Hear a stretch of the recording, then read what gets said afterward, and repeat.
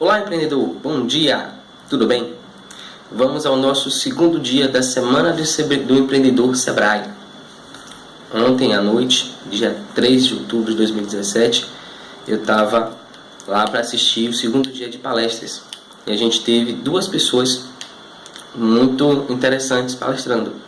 Foi a Mara Luque, que é uma jornalista, trabalhou na Globo, trabalhou no Valor Econômico, e Gustavo Cerbasi, que é um dos maiores consultores financeiros do Brasil. Sem mais delongas, vamos ao nosso resumo das palestras que aconteceram ontem. A primeira palestrante foi Mara Luque. Para quem não sabe, ela foi jornalista, trabalhou em 3 programas na Globo, trabalhou também no jornal Valor Econômico e atualmente ela empreende. Ela tem um canal e um portal de finanças chamado Letras e Lucros. É bem interessante, vale a pena você assistir, você ver esse canal. Bom, ela começou falando sobre a trajetória dela, falando sobre o trabalho dela na Globo, o trabalho dela no Valor Econômico, né, que muito antes dela apresentar lá o Jornal da Globo, foi quando ela ficou mais conhecida, ela já tinha uma vida como jornalista.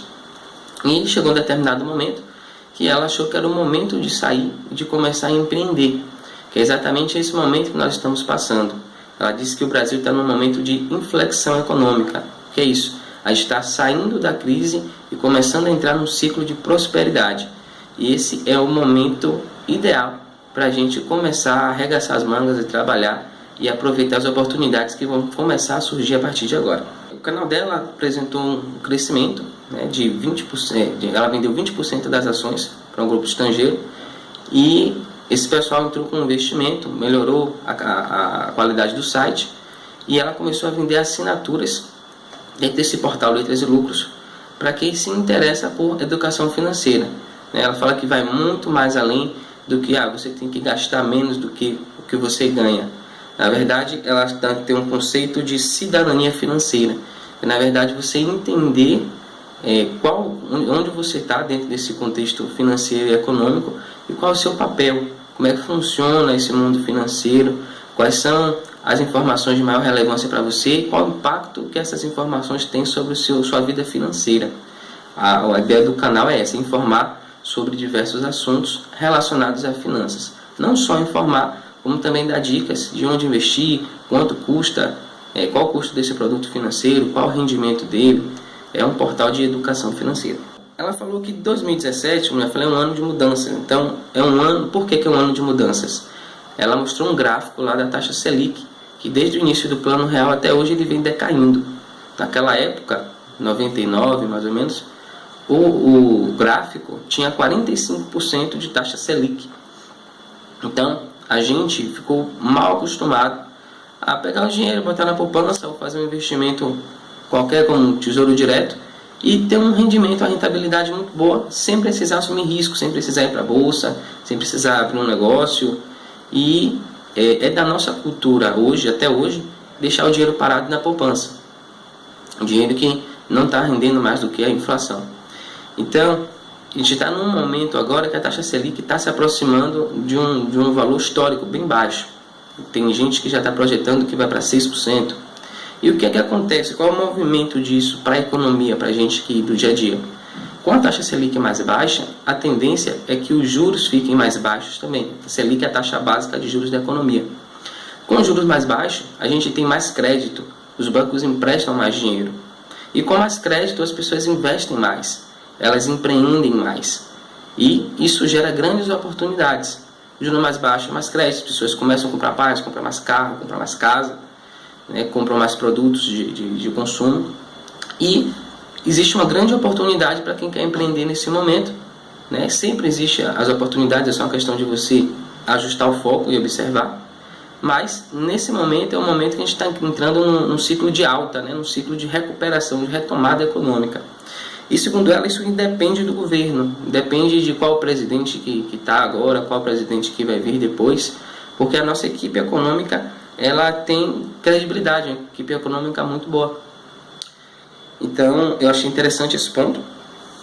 Outra questão que ela vem falando aqui é aprender a investir para receber uma remuneração cada vez melhor. Então a gente tem muito medo da nossa cultura. Quando as pessoas falam investimento, a gente entende isso como sinônimo de que vou perder meu dinheiro todo, né? E isso não é 100% verdade, né? Na verdade, existem muitas formas de você investir, de ter um retorno muito melhor do que a poupança, sem precisar assumir um risco tão alto, como por exemplo a Bolsa de Valores. Claro que se você sabe o que você está fazendo, né, você pode assumir um risco maior na Bolsa e mesmo assim se dá bem, como aconteceu antes da crise de 2008. Então a gente estava num ciclo de alta muito forte e aí as pessoas começaram a comprar ações, as ações começaram a subir e as pessoas começaram a achar que elas entendiam de bolsa. Ela deu um exemplo de um taxista que ela pegou tempos atrás, antes da crise, e ele falando, né, que ele descobriu um talento natural para investir na Bolsa de Valores, porque tudo que ele comprava subia. E ele contando que pegou o dinheiro do sogro, que o sogro ia construir uma casa, ele falou, com esse dinheiro aqui eu investi, você vai fazer uma piscina e ainda vai fazer uma churrasqueira. E foi no início de 2008, como vocês sabem, um pouquinho depois, a gente teve a crise da Bolsa lá, das hipotecas dos Estados Unidos, e a Bolsa despencou de 73 mil pontos para 28 mil. E ela acha que nunca mais viu o taxista, e ela acha que o sogro deve ter matado ele está escondido em algum lugar. Mas é interessante isso, a gente está agora iniciando um novo ciclo de alta na Bolsa, um ciclo que praticamente qualquer ação que você comprar nos próximos 3 anos tende a subir. Então, a gente está começando a entrar de novo nesse processo de confiança, né? Então, a pessoa vai comprar uma ação hoje, daqui a 1 ano, 2, ela está vendo que está dando dinheiro, que as coisas estão evoluindo, e de repente ela se vê com esse talento natural para investir na Bolsa, e pode ser que ela se machuque depois. Então, é importante não só você, fiz isso aqui, está dando certo, mas entender por que aquilo está dando certo e quais são os riscos envolvidos naquilo. Né? Aprender a fazer uma análise básica de gráfico, eu acho que é muito importante. Mais para frente, ela falou sobre diferenciar política de economia.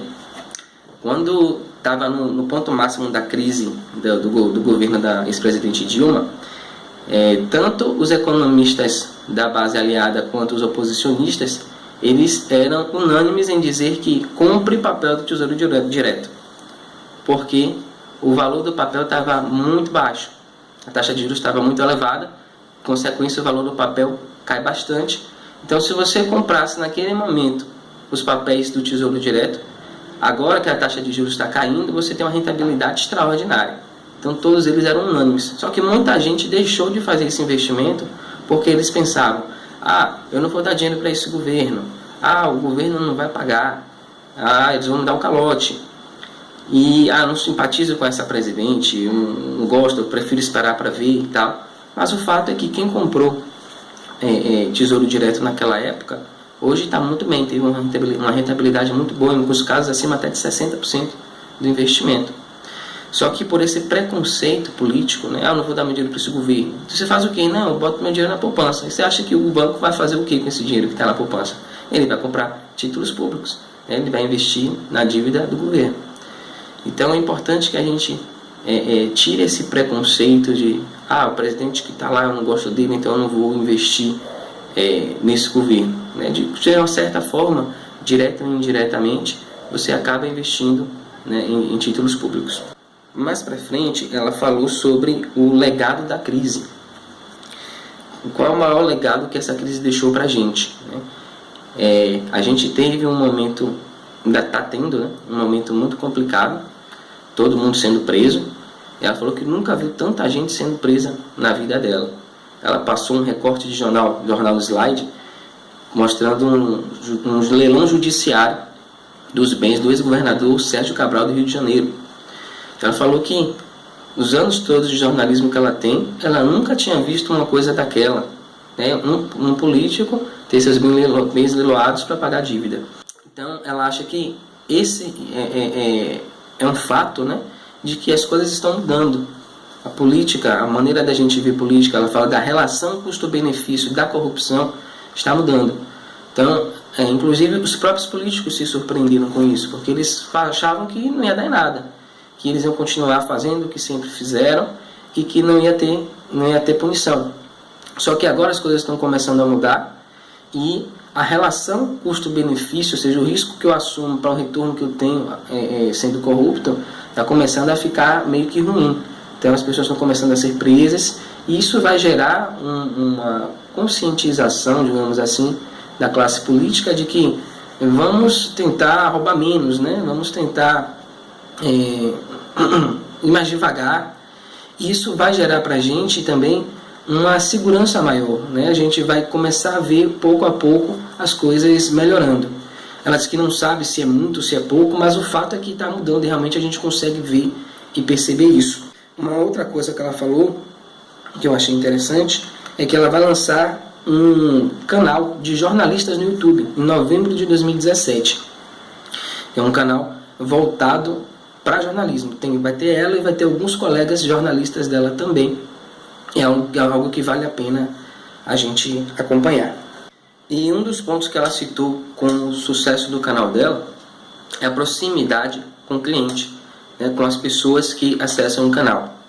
Então, se na Globo ela fazia um jornal, isso ia para a televisão e milhões de pessoas assistiam, hoje ela atinge menos pessoas, mas ela tem um contato de maior qualidade, ela está mais próxima do cliente, que é mais ou menos a tônica do que a gente viu ontem, no dia 2, na palestra do Max Oliveira, que é estar próximo do cliente, entender o que ele quer, qual a necessidade dele e atender essa necessidade dele. Então a gente vai vendo aí, começa a se formar um padrão do que a gente precisa fazer se a gente quiser ter um negócio de sucesso.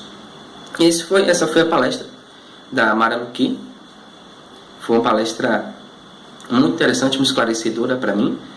E eu acho que para a maioria dos empresários é uma informação bastante útil e relevante, porque a gente está o tempo todo preocupado em vender e fazer o negócio funcionar, mas a gente acaba não tendo uma estratégia para fazer esse lucro render. A gente ganha o dinheiro e muitas vezes a gente acaba, por mau planejamento, por não saber investir, deixando de ganhar ainda mais dinheiro com investimentos inteligentes. Então, esse é um ponto que a gente tem que focar bastante nossa atenção. Então, a gente tem que ganhar esse dinheiro e manter esse dinheiro através de investimentos inteligentes. Eu acho que essa foi a grande lição da palestra dela de ontem à noite.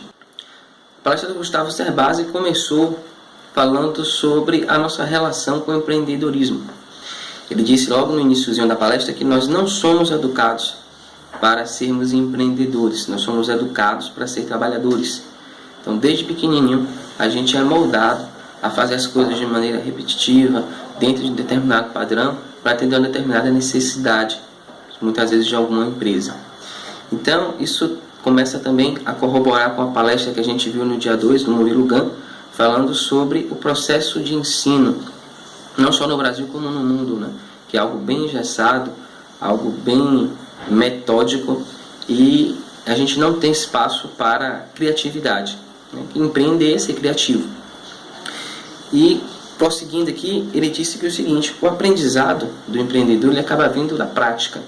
Então, uma pessoa que quer empreender, ele não tem um curso que ele vai aprender a empreender, não tem uma formação formal para poder ser um empreendedor, para ser um empresário.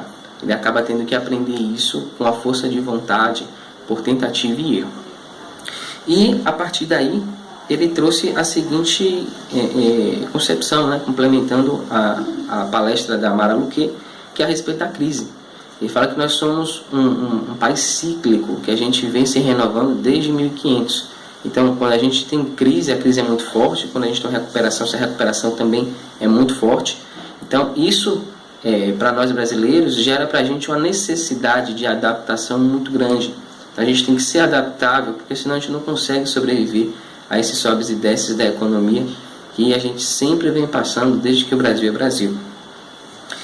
Prosseguindo no raciocínio, ele vem falando sobre pensar na próxima crise. A gente tem que trabalhar, se organizar já para a próxima crise. Então, no momento que as coisas estiverem boas, como a gente está iniciando agora um ciclo de alta na economia, a gente precisa começar a se preparar já para a próxima crise, que deve vir nos próximos 3, 5 anos, ninguém sabe, mas uma certeza é que ela virá. E quem estiver melhor preparado no momento que a crise voltar, é o que vai tirar melhor proveito, porque a crise é também uma oportunidade. O ideograma chinês, ou japonês, não lembro agora, ele tem o mesmo símbolo para crise, crise / oportunidade. Então depende de que lado da moeda você está olhando. Para você pode ser uma crise ou pode ser uma oportunidade, desde que você esteja preparado para isso. É muito comum a gente, quando sai de um momento desse de crise e as coisas começam a funcionar, dar certo, a gente achar que isso nunca mais vai acontecer. Mas a verdade é que as crises são cíclicas, elas sempre vão e vêm. E é importante que a gente esteja preparado para esse momento. A gente vai trabalhar já fazendo o nosso pé de meia e se preparando para o próximo momento, próxima época de baixa, né? Próxima época de crise. Então é muito importante que a gente leve isso em consideração nos nossos planejamentos financeiros e pessoais também. Mais para frente ele falou sobre como nasce uma empresa. A pessoa tem uma ideia e aí ela se empolga com aquela ideia, ela começa a executar, a coisa começa a dar certo, né? Começa a vender, começa a entrar dinheiro, e a pessoa, por não ter nenhuma educação, né, financeira, não ter nenhuma educação empreendedora, ela não sabe o que fazer. Ela confunde o faturamento com lucro, então ela começa a entrar num espiral decrescente de dívidas e de problemas que acabam às vezes chegando à falência da empresa. Então ele tem aqui um esqueminha que é, a partir da ideia, o que é que você tem que avaliar, né? Se o negócio é viável ou não, né? Se vale a pena, se gera escala, se o seu negócio é sustentável, ele consegue se pagar sozinho ao longo do tempo. E uma outra coisa muito importante, se ele é útil para as pessoas, se as pessoas vão querer comprar o seu produto ou o seu serviço, né? Qual é a diferença que o seu produto ou serviço vai fazer na sociedade. É um outro ponto que você tem que estar atento. Então, mais uma vez, estar próximo do cliente, saber qual a necessidade dele, o que é que ele quer, para poder atender essa necessidade da melhor maneira possível. E aí muitas empresas passam por esse ciclo, a empresa começa a funcionar, começa a dar dinheiro, dar lucro, as coisas estão andando minimamente bem e existem novos projetos, né? E aí a pessoa tem uma nova ideia, vai lá, bota aquela ideia para funcionar e de repente a coisa não dá certo e você imobilizou seu capital naquela ideia e as coisas não funcionaram bem. Então, para esse novo patamar, é preciso fazer uma nova avaliação das informações. O que é que ele diz nesse respeito? Você tem que avaliar todos os custos envolvidos nesse novo projeto. E o resultado do projeto, da ideia, na verdade, depois das análises que você fez, é que vai definir se você deve fazer o projeto ou não, se é viável ou não. Fica um pouco mais claro, ele deu o exemplo do caminhão. Digamos que você é uma empresa, você vende um produto qualquer e você não faz entrega em domicílio. De repente você vê que as vendas começaram a crescer, você quer expandir, e aí você tem ideia de, não, vou fazer o seguinte, eu vou dar entrega a domicílio. A pessoa vai me ligar, fazer o pedido, eu vou cobrar uma taxinha, vou lá e levo. Vou comprar um caminhão para poder fazer as entregas.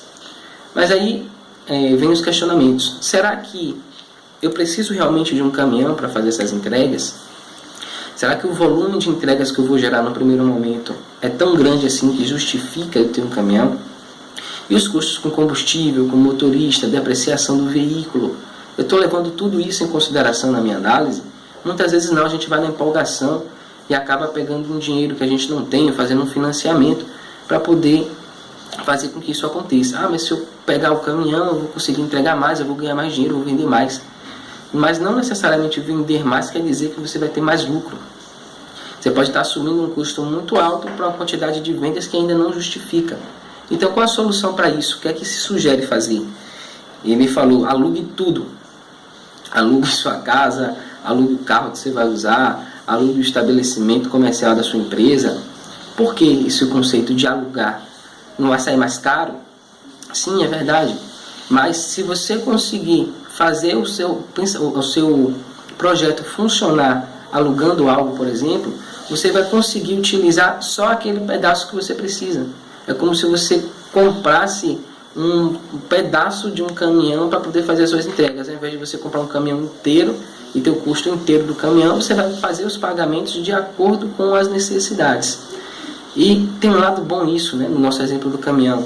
Se você consegue entregar, por exemplo, só aos arredores ali do seu estabelecimento, com essa estratégia, você pode conseguir entregar muito mais longe. Vai ser um pouco mais caro, mas como o seu volume é pequeno, você vai conseguir dimensionar isso. Na medida que o tempo for passando e o volume de vendas for aumentando, a ponto que justifique você ter um caminhão para fazer entregas, aí você vai saber exatamente qual vai ser esse momento e vai mudar a estratégia. Que mais uma vez, fazendo link a palestra do dia 2, Max, é ter estratégias de acordo com o tamanho da sua empresa. Então é muito comum a gente já querer pensar na frente. Não, mas lá na frente vai ser importante, tal, para eu comprar logo agora. Vai ser ruim, porque eu vou assumir esse financiamento, eu vou tirar esse dinheiro aqui de onde eu não tenho, mas lá na frente vai ser melhor, tal. Mas e se você não conseguir fazer as coisas evoluírem, melhorarem ao longo do tempo? Se você mudar de ideia, se você mudar o modelo de negócios daqui para lá, como fica esse investimento que você fez agora? Então é importante ter essa dosagem. Eu sou pequeno, eu vou ter uma estratégia de acordo com o tamanho da minha empresa, e à medida que eu vou crescendo, eu vou adaptando as estratégias para o tamanho atual do meu negócio. Mais para frente ele falou ainda sobre que não ter prejuízo já é um grande passo, já é um ótimo passo. Então muitas vezes a gente, essa empresa não está dando dinheiro, mas você está conseguindo pagar as contas? Estou. Está faltando dinheiro para alguma coisa, os funcionários estão recebendo o salário em dia? Então está tudo ok. Só não estou conseguindo tirar o dinheiro tanto quanto eu gostaria. Então você tem um negócio saudável, um negócio que funciona. Aí é só uma questão de número, é só uma questão de você ver estratégias para conseguir vender mais, para conseguir alcançar mais pessoas. Então, se você não está tendo prejuízo, já é um excelente primeiro passo. Muita gente começa o negócio tendo muito prejuízo. Mas um ponto interessante que ele falou é a respeito de aprender a ler relatórios contábeis, porque eles são como um hemograma da empresa. Você como uma pessoa física, você todo ano faz, ou deveria fazer exames, né, um hemograma completo, para saber como é que estão suas taxas, como é que está seu colesterol, como é que está lá os medidores de sua saúde. Então a empresa também tem esse diagnóstico, que são os relatórios contábeis. Então é importante que o empresário aprenda a ler esses relatórios e saber quais são os limites e o que ele precisa fazer para poder ajustar a direção da empresa, o rumo da empresa. Esses relatórios eles dão sinais de alerta para o empreendedor que ajudam a manter ele no caminho certo. Outro ponto citado por ele é a questão do balanço patrimonial da empresa. Você tem que saber ler esse balanço patrimonial. É básico, você tem um ativo de um lado, passivo do outro e o seu balanço patrimonial, resultado. Qual a sua estratégia, né, de balanço patrimonial? Qual a estratégia dos seus ativos? Aonde você está alocando os seus recursos? Você está investindo muito em estoque? Você investiu dinheiro em comprar uma sede ou você alugou essa sede? Para quem você deve? E a grande pergunta, o seu patrimônio está aumentando ao longo do tempo? Então a cada 3 meses, a cada 6, uma vez por ano, você tem que olhar o seu balanço patrimonial e você tem que ver se ele está em crescente evolução. Essa é a estratégia para o seu negócio continuar, né, funcionando e crescendo. Sempre observando o balanço e ver se ele está em um movimento crescente. Ele fala sobre reinvestir no negócio. Você reinveste no seu negócio ou você tira o lucro e coloca no bolso 100% dele, sem reinvestir nada na empresa? Então dificilmente sua empresa vai conseguir crescer se você não estiver reinvestindo. Ele chama isso de espiral crescente. Então você tem que estar constantemente reinvestindo parte do lucro dentro da própria empresa para que ela continue tomando um crescimento. E ele fala mais, ele fala que não reinvestir o lucro é o caminho certo para a destruição da sua empresa. Então se você não fizer nada além do que você já fez, se você não colocar no fermento na sua empresa, a tendência é que ela venha declinar e deixar de existir. E ele vem falando também do ponto de melhoria contínua, né? Reinvestir é fundamental e melhorar os processos de dentro da empresa. Criar mecanismos de renda crescente dentro da empresa, seja reinvestindo dentro da empresa em termos de treinamento, em reinvestimento financeiro, procurando produtos que dêem uma rentabilidade melhor, ao invés de deixar o dinheiro parado lá na conta corrente. Mais adiante ele fala sobre decisões equilibradas. O que seria isso? Ele deu o exemplo dele, né, exemplo pessoal. Ele, por exemplo, tempos atrás ele tinha 2 carros, um dele e um da esposa. Hoje só a esposa dele tem carro, ele não tem carro, não usa carro. Porque ele fez as contas e chegou à conclusão que não tendo carro ele economizaria 50% do dinheiro que ele gastava na época com carro. Mesmo exemplo para Mara Luque, ela também não tem carro. Então essas pessoas são pessoas que com certeza não têm carro, não falta de dinheiro, né? Mas por enxergarem que não existe mais essa necessidade, pelo menos para eles, e que existe uma economia financeira considerável em não ter esses bens. Então esse é um belo exemplo de decisão equilibrada, que é você ponderar, pensar se eu realmente preciso disso, se eu realmente preciso desse recurso, realmente preciso pegar esse empréstimo, realmente preciso ter esse carro, não posso ter um carro um pouco mais econômico, um pouco mais barato.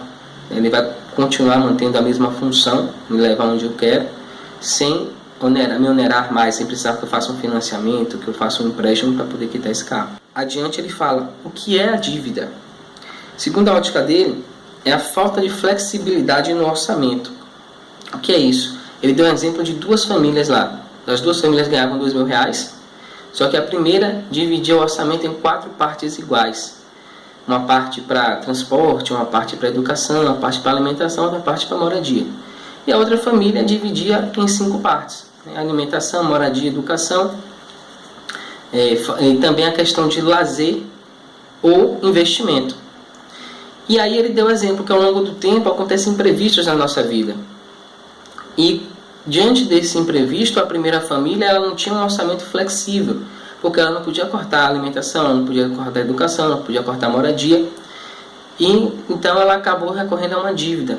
Ela se endividou para poder pagar, por exemplo, um remédio de um ente da família que precisou se medicar, foi lá diagnosticado com uma gripe, alguma coisa, e teve um gasto de R$100 a mais nesse mês.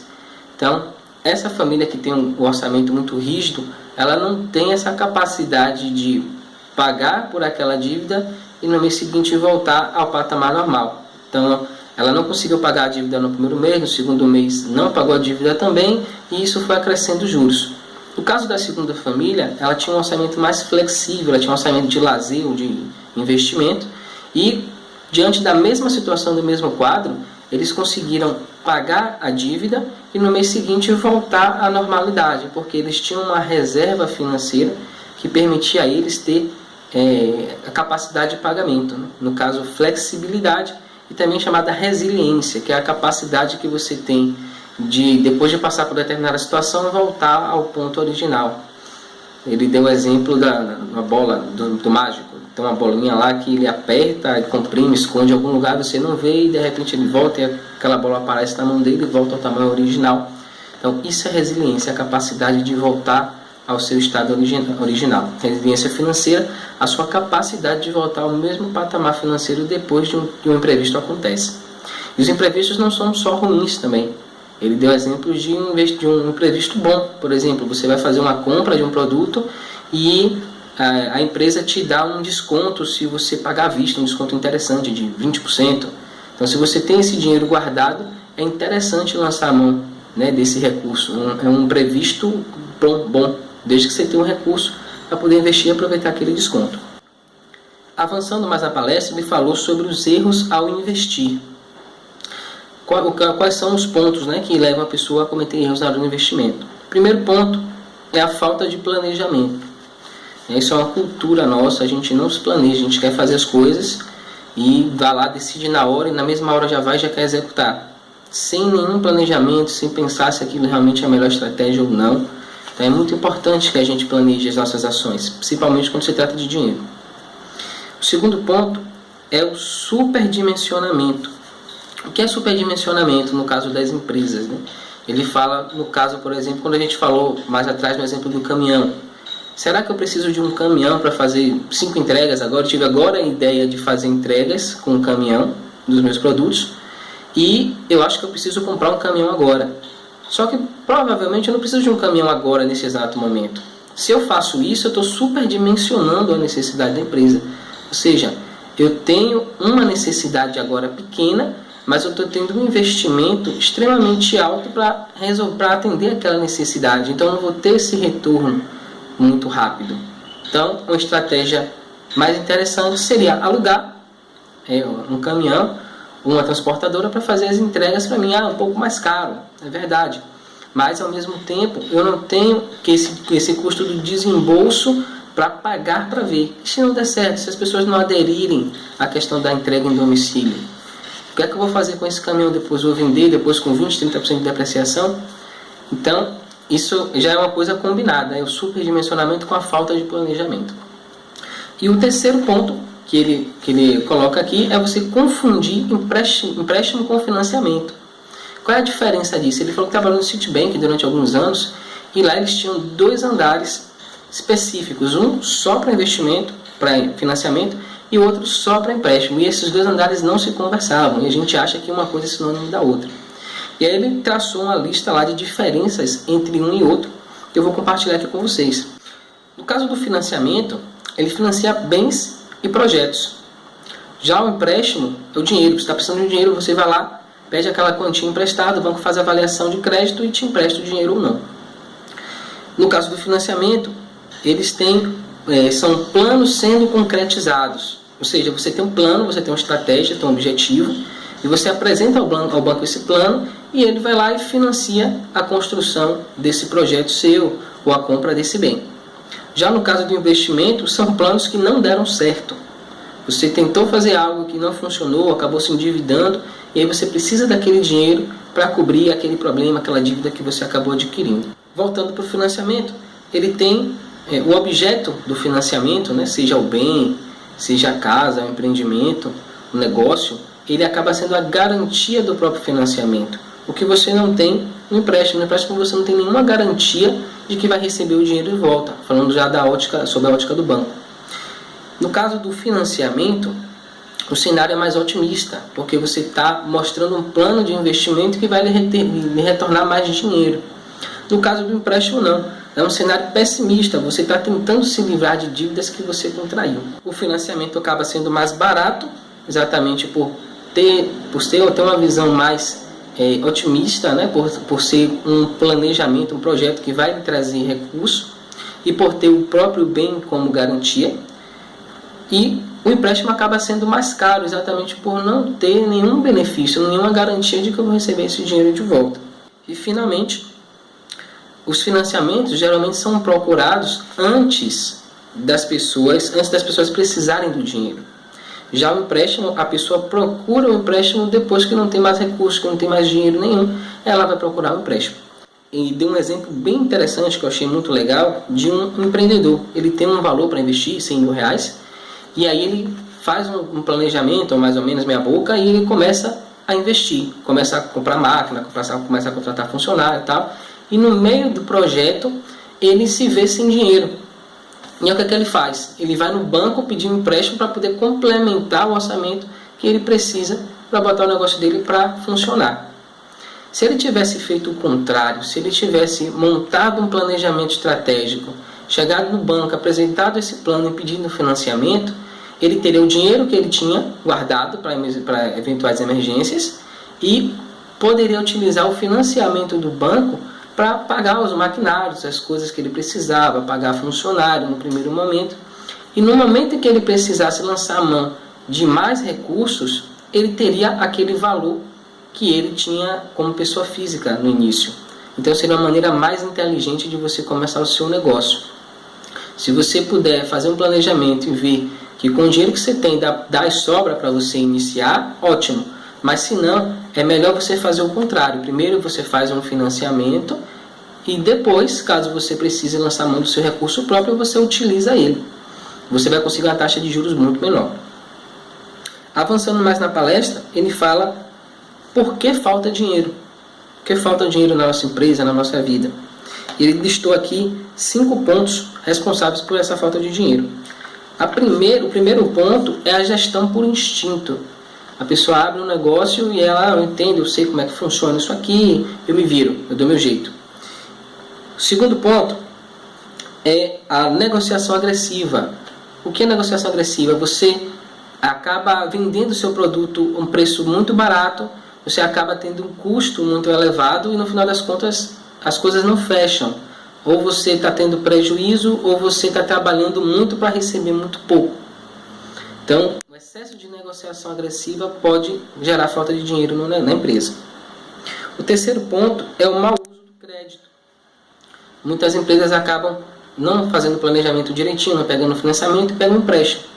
E ao invés dele investir esse dinheiro em algo que vai dar mais retorno para a empresa, ele acaba gastando esse dinheiro em coisas que não vão ter tanto impacto assim na saúde financeira do negócio. O quarto ponto é o estoque parado. Muitas empresas acabam comprando muito mais mercadoria do que tem capacidade de escoar, de vender, e acaba ficando aquele produto lá encalhado. Comprou um produto que achou que estava com preço bom, que tinha um potencial grande de venda, mas acabou que o produto não saiu e o produto está lá parado, encalhado. Nesse caso, a sugestão é você fazer um estoque, uma queima de estoque, fazer uma promoção, uma liquidação, para você resgatar esse dinheiro e tentar reinvestir em algo que seja mais valoroso para a sua empresa. E o último, em quinto ponto, é a distância do cliente. Essa coisa até do estoque parado com distância do cliente, eu vejo uma relação muito grande entre eles.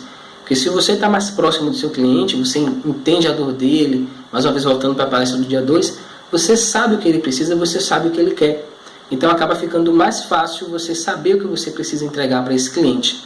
Então é fundamental a gente estar próximo dos clientes, saber quais as necessidades dele, o que eles precisam, para que a gente consiga atendê-los cada vez melhor. Prosseguindo na palestra, ele levantou ainda 5 competências financeiras essenciais para o sucesso de um negócio. Que competências são essas? Primeira, números confiáveis. Você precisa ter números que você entenda e que façam sentido para a sua empresa. Então, esses números serão basicamente os relatórios contábeis. Você precisa gerar a documentação correta para a sua contabilidade, deixar que eles façam todo o processamento da informação e saber ler esses números para poder tomar sua decisão. O segundo ponto é um orçamento claro, que é para onde eu vou, o que vem pela frente. Isso tem muito a ver com a meta da empresa, o que ela deseja alcançar e qual a estratégia financeira para se alcançar essa meta, onde você vai investir. Quando você tem um plano, uma rota, fica muito mais fácil você saber onde você vai alocar o recurso e qual o resultado que você espera daquele investimento. Então é muito importante você ter esse orçamento claro e bem definido. O terceiro ponto é o histórico da evolução dos resultados.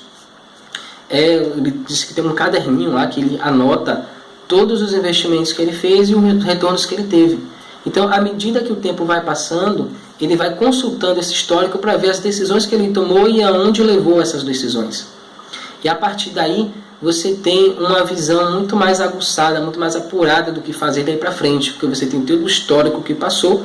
Em cima desse histórico, você utiliza a experiência dos erros que você cometeu para poder ir refinando cada vez mais a sua tomada de decisão dali para frente. O próximo passo é exatamente valorizar os números na tomada de decisão. Então, tem o histórico dos investimentos que você fez e tem também os números confiáveis. Essas duas variáveis se conectam para que você tenha mais poder na hora de tomar uma decisão, tenha mais poder de decisão, mais assertividade na hora de tomar sua decisão. E o quinto e último ponto são pessoas de confiança e capazes. Quando a gente abre a empresa, é muito comum que a gente bote o filho, a sogra, o genro, o filho, para poder trabalhar com a gente. E essas pessoas podem com certeza ser confiáveis, mas será que elas são capazes? Será que elas estão lá dentro fazendo o que precisa fazer para que a empresa funcione de maneira correta e adequada? Esse é um ponto muito importante. Não adianta você ter pessoas de confiança se essas pessoas também não são capazes. Você vai ter pessoas de muita confiança dentro da empresa, mas a empresa precisa de pessoas capazes para fazer o negócio funcionar, para gerir a coisa toda. Então, é importante que você minimamente pegue essas pessoas de confiança e capacite essas pessoas, para que o negócio continue crescendo. E por último, ele colocou para a gente lá uma fórmula para enriquecer. E é uma fórmula muito simples, né? Na verdade, ele fala que é como emagrecer. E a gente acha que emagrecer é difícil pra caramba. É verdade, mas o passo a passo do que você precisa fazer para emagrecer, na verdade, é muito, muito simples. Você precisa comer a comida certa, você precisa fazer atividade física e você precisa dormir o suficiente. Se você tiver disciplina para fazer essas 3 coisas, você emagrece. Então, foi essa analogia que ele utilizou para falar das finanças. É a mesma coisa. Você precisa gastar com qualidade o dinheiro que você ganha. Você precisa gastar menos do que o que você ganha. Isso é uma coisa que todo mundo já sabe, não é um clichê. E investir bem essa diferença. Então, o segredo para enriquecer, segundo o Gustavo Cerbasi, está nessa tríade. É você gastar menos do que você ganha. O que você gasta, gastar com qualidade, procurar a melhor relação custo-benefício.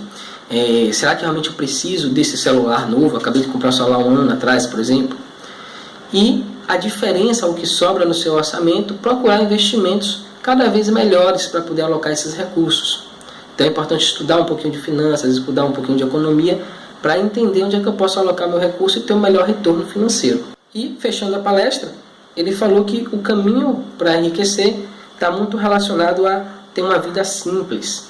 Por quê? Tendo a vida simples, você tem poucos gastos, e tendo poucos gastos, sobra mais dinheiro. E se você souber onde investir esse dinheiro, onde aplicar, você pode criar aquela escadinha de renda crescente, que ele falou ao longo da palestra, e conseguir alcançar a sua tão sonhada independência financeira, né? A caminhar para a riqueza. Eu particularmente gostei muito da palestra de ontem, no dia 3, porque ela deu uma nova visão. A gente está muito preocupado em vender, em fazer o negócio funcionar, em fazer as coisas darem certo, que a gente acaba deixando muito de lado essa questão financeira. O que é que eu posso fazer para o meu dinheiro render mais? Onde é que eu posso alocar meu recurso? Qual a melhor maneira de eu utilizar o recurso que eu já tenho dentro da minha empresa para que eu faça ela crescer mais? Aonde eu devo investir para fazer o meu negócio funcionar melhor? Todos esses aspectos foram interessantes na palestra do Gustavo, e também todo o ambiente macroeconômico, a palestra da Mara Luque, falando sobre o cenário econômico que a gente tem, para a gente não ficar muito ligado na política e tentar prestar mais atenção no que é que está acontecendo na economia, para a gente tirar proveito dessas oportunidades. Segundo ela, a gente está exatamente no ponto de inflexão, na virada de chave, para começar mais uma onda de alta econômica. Então é importante a gente estar atento para esses dois detalhes, tanto dentro da empresa quanto as oportunidades do lado de fora, para que a gente possa surfar nessa onda de alta e se preparando já para a próxima crise. Então é importante que a gente tenha um planejamento estratégico pensando também na crise, nos momentos das vacas magras, para que quando isso venha a acontecer a gente esteja preparado para passar por isso de uma maneira mais tranquila, menos desesperadora, para surfar a próxima onda de alta que vem logo depois de uma crise. Então sempre depois de uma crise a gente vai ter uma onda de alta, sempre depois de uma onda de alta a gente vai ter uma crise. Então isso faz parte do nosso dia a dia, como empreendedor, como pessoa física, e a gente tem que levar sempre isso em consideração, e dessa forma a gente vai conseguir se sair muito melhor do que a gente tem saído até hoje. Bom, hoje à noite teremos mais 2 palestras. Eu estou particularmente muito empolgado com essas 2 palestras, que serão com o Washington Oliveto, que é um dos publicitários mais renomados, né, do Brasil, se não maior, e um dos maiores do mundo, já ganhou diversos prêmios. É uma pessoa que tem muito conhecimento a respeito de marketing para passar, de publicidade. Uma palestra que eu estou aguardando muito. E Conrado Adolfo, que é uma pessoa que eu sigo bastante por todos os cursos que ele tinha lá para vender, e toda a minha estratégia de negócios hoje está se focando exatamente nesses ensinamentos dele. Então a oportunidade que eu vou ter de estar ali mais perto, de repente fazer alguma pergunta e absorver um pouco mais desse conhecimento de marketing. Ele fala sobre marketing digital, que é uma coisa que tem crescido bastante. Eu particularmente gosto de chamar de marketing estatístico, porque é algo que você consegue medir, algo que você consegue analisar e fazer projeções com uma precisão muito grande. Nada é 100% certo, mas você tem ferramentas hoje, como o Facebook, por exemplo, que te ajudam a ter um nível de assertividade muito maior, uma acuracidade. Você sabe que mais ou menos, se você conseguir aquela quantidade de pessoas, você vai vender aquela quantidade de produtos. Então isso me deixa muito empolgado com esse novo marketing, porque é algo que a gente pode medir, a gente pode pensar de uma maneira mais estratégica o marketing da empresa, deixando aquela coisa do marketing da esperança, que você bota um anúncio e espera para ver se alguém vem comprar o seu produto, para algo que você pode controlar mais. Você vai fazer uma comunicação mais eficiente, você vai informar melhor o seu cliente, e em consequência disso ele vai acabar comprando mais de você, e não só comprando, mas criando uma relação, uma conexão com você, com a sua pessoa, com a sua marca. Então, vamos para hoje a palestra, hoje à noite, e amanhã teremos mais um vídeo com o resumo do 3º dia de palestras da Semana do Empreendedor do Sebrae, que está acontecendo aqui em Salvador, no dia 2 de outubro de 2017 até o dia 7 de outubro. Estarei lá e amanhã trago um novo vídeo para vocês. Até lá!